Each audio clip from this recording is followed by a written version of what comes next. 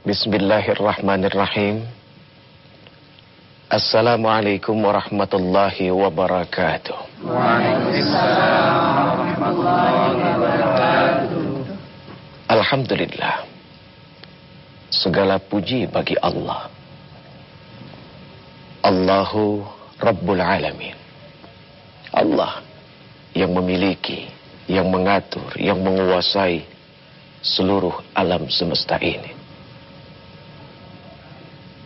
Alladzi la ilaha illa huwal hayyul qayyum.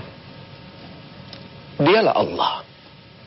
Allah yang tidak ada Tuhan yang berhak disembah kecuali Dia, yang hidup kekal terus-menerus dan mampu mengurus dirinya sendiri. Kalau model kayak kita manusia tidak mampu untuk mengurus diri sendiri. Seorang suami pasti butuh untuk diurusi oleh istrinya. Seorang istri pasti juga butuh untuk diurus oleh suaminya.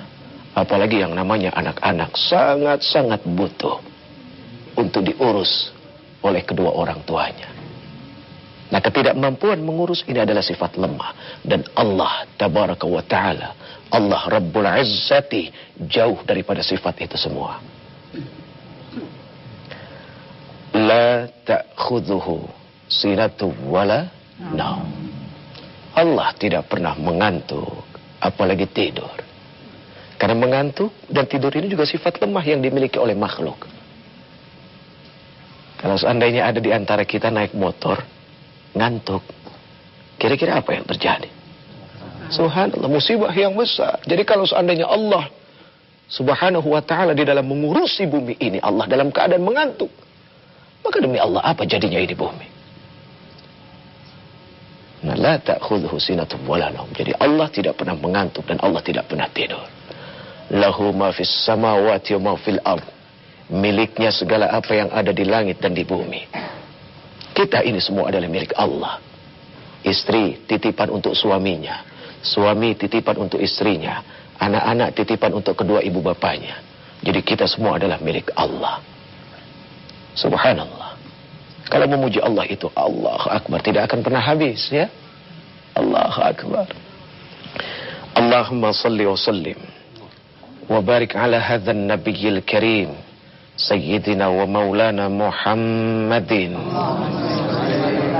wa ala alihi wa ashabihi ajma'in, amma ba'd. Kepada Rasulullah yang makamnya senantiasa diziarahi, masjidnya tidak pernah sepi dari orang-orang yang ingin dekat dengan beliau. Kalau setelah matinya beliau, setelah perginya beliau, setelah tidak adanya beliau, begitu banyak orang-orang yang mau dekat dengan beliau. Bagaimana ketika beliau itu masih ada? Subhanallah. Ya, semua orang senang dekat duduk dengan Rasulullah. Bagaimana tidak? Kalau kita punya kekasih, kita senang duduk dengan kekasih kita. Padahal maaf demi Allah, kekasih ini belum tentu mampu menjamin kita masuk surga. Ini Rasulullah. Ketika kita dekat duduk dengan beliau, ini beliau bisa jadi jaminan kita masuk ke dalam surga dan bebas daripada azab api neraka. Maka kepada beliau yang mengaku cinta, yang mengaku senang, sudah sangat sepantasnya untuk memberikan puji-pujian yang baik. Suka bersolawat ibu? Suka ya? Bapak, ikhwan di belakang, kelihatan. Kalau orang yang senang baca salawat, mukanya lain. Ya, orang yang senang memuji itu mukanya lain. Allahu Akbar. Sallallahu Rabbuna ala nuril mubin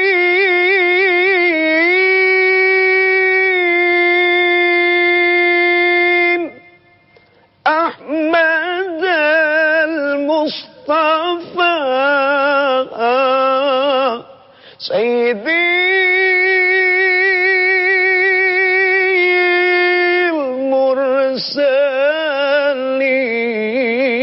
Mursalin. Itu untuk Rasulullah sallallahu alaihi wasallam. Hadirin yang dimuliakan Allah, hari ini ada satu bekal yang insya Allah mudah-mudahan bekal ini punya manfaat untuk kita semua. Mobil khusus saya ini yang bicara. Ya. Jadi ada 7 kalimat penyelamat. Yang kalau seandainya kalimat-kalimat ini kita baca, kita amalkan, akan membuat kita mulia di sisi Allah, di sisi para malaikat. Dan sebesar apapun dosa kita, Allah akan mengampuni. 7 kalimat penyelamat ini bukan kita tidak tahu. Tahu insya Allah. Bahkan dari anak kecil sampai orang yang sudah tua renta insya Allah tahu. Cuma seringkali lupa untuk dibaca.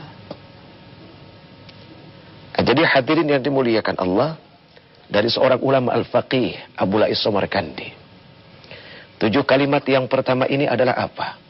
Kalau kita mau melakukan sesuatu, ayo dahulukan dengan membaca basmalah.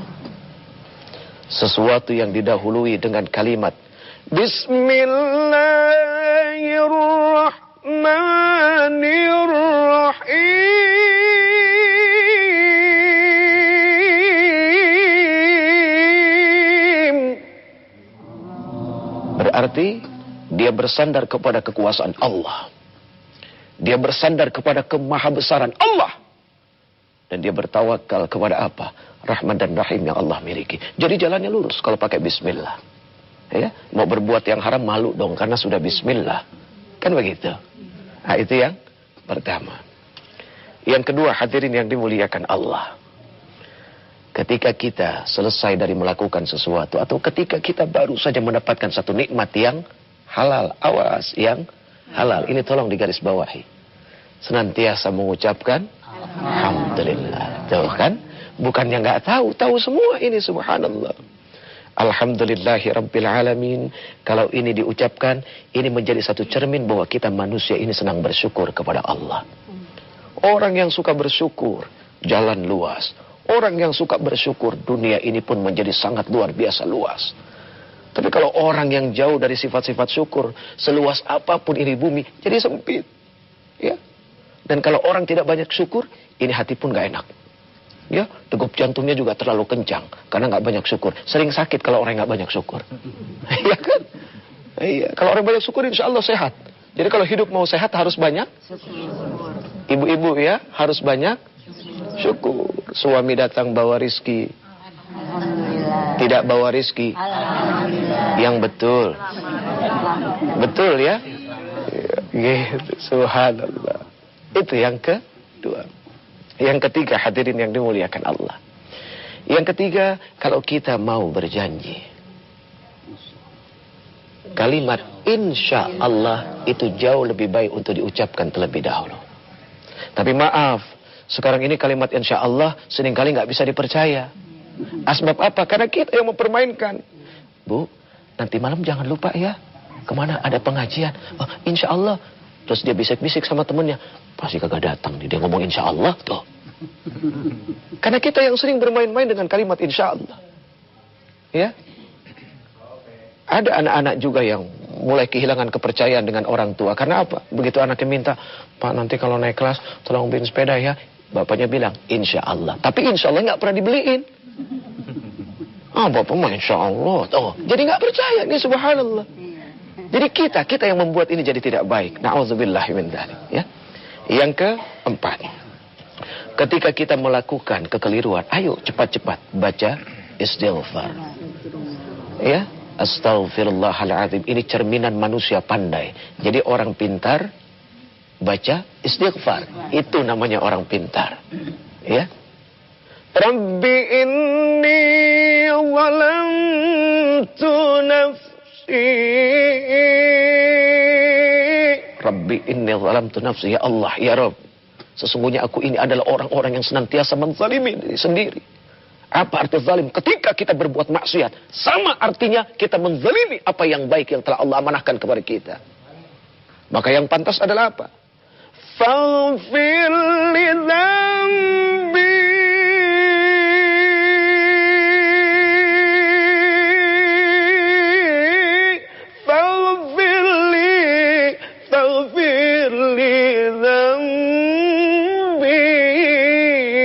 Maka ampunilah dosaku. Fa'innahu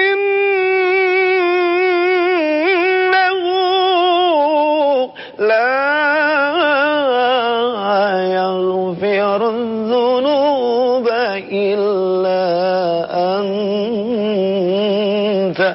maka tidak ada yang bisa mengampuni dosa kecuali Allah. Jadi minta ampun kepada Allah. Nah, sekarang yang kelima. Ketika kita dihadapi dengan satu kesulitan, baca haulaka. La haula wala quwwata illa billahil aliyil azim. Tidak ada daya, tidak ada kekuatan apapun kecuali yang dimiliki oleh Allah Azza wa Jalla. Yang keenam, ketika kita dihadapi satu musibah, maka bacalah istirja. Qalu inna lillahi wa inna ilaihi raji'un. Kalau kita sering membaca kalimat istirja, ini mengajarkan kita untuk berbuat ikhlas. Artinya, ketika kita diambil sesuatu yang kita miliki oleh Allah, kita harus yakin bahwa ini memang datang dari Allah. Atau kalaupun ini diberikan kepada kita, sifatnya kan sementara. Kan begitu. Ibu siap suaminya diambil oleh Allah? Hah? Tuh, ada yang bilang siap, ada yang bilang enggak. Belum. Siap tidak siap harus? Harus siap. Iya, seorang suami istrinya diambil siap? Jangan-jangan lebih siap diambil istrinya ini. Iya, oh subhanallah, ganti yang baru. Kedua orang tua pasti sangat tidak siap diambil anak-anaknya. Tapi ketika kita innalillah, innalillah, innalillah, sesungguhnya ini datang dari Allah, datang dari Allah, datang dari Allah, dan akan kembali kepada Allah, maka kita akan menyerahkan segala urusan ini kepada Allah. Dan yang terakhir, hadirin, banyak-banyaklah berzikir. Apa makna zikir? Mengingat, ya, mengingat. Banyak-banyaklah berzikir dengan kalimat thayyibah.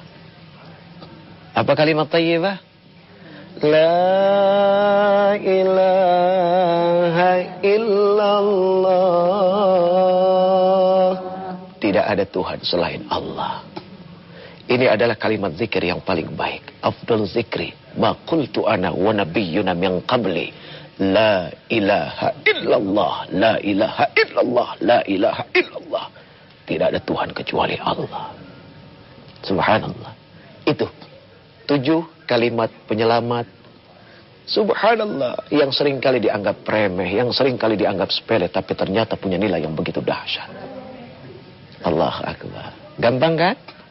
Gampang untuk diingat ya, tapi suka lupa untuk dibacanya. Tapi insya Allah ini adalah ibu-ibu, bapak-bapak, ikhwan-ikhwan yang insya Allah ya akan mencari ketenangan dari sisi Allah. Amin ya Rabbal Alamin. Mungkin ada yang mau tanya?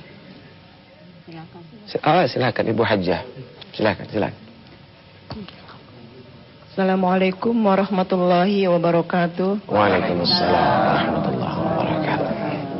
Pak Ustadz, saya mau bertanya, di samping kita membaca yang Pak Ustadz tadi katakan, apa saja yang harus kita zikirkan di waktu kita senggang gitu Pak Ustadz? Waktunya, maksud saya sewaktu kita lagi diam gitu, apa saja yang kita harus zikirkan gitu Pak Ustadz? Iya. Terima kasih. Terima kasih. Hadirin yang dimuliakan Allah. Pada saat kita senggang, pada saat kita sendiri ya, pada saat kita berdiam diri, selain daripada 7 kalimat penyelamat yang bisa kita baca, di antaranya adalah subhanallah, walhamdulillah, wala ilaha illallah, Allahu akbar. Ya. Itu kalau dibaca subhanallah, dan kalau ditimbang dengan bumi, itu jauh lebih berat itu. Apalagi dalam kondisi bangsa seperti ini. Ya, dalam keadaan bangsa yang tidak jelas. Maaf hadirin, potret bangsa kita seperti apa? Seperti Nabi Allah Yunus di dalam perut ikan paus. Perut ikan paus itu besar, tapi kan tidak pantas untuk didiami oleh manusia. Nah, potret bangsa kita seperti itu. Ya, subhanallah. Ini bangsa kita besar. Tapi kenapa yang besar ini menjadi sempit? Maka kalau kita mau keluar dari kebelut bangsa ini, baca seperti apa yang dibaca oleh Nabi Allah Yunus alaihissalam. Ada yang tahu? La ilaha illa anta subhanaka inni kuntu minadh dhalimin. Wah, nikmat ya. Kalau ini dibaca insya Allah, mudah-mudahan kita bisa keluar dari perut.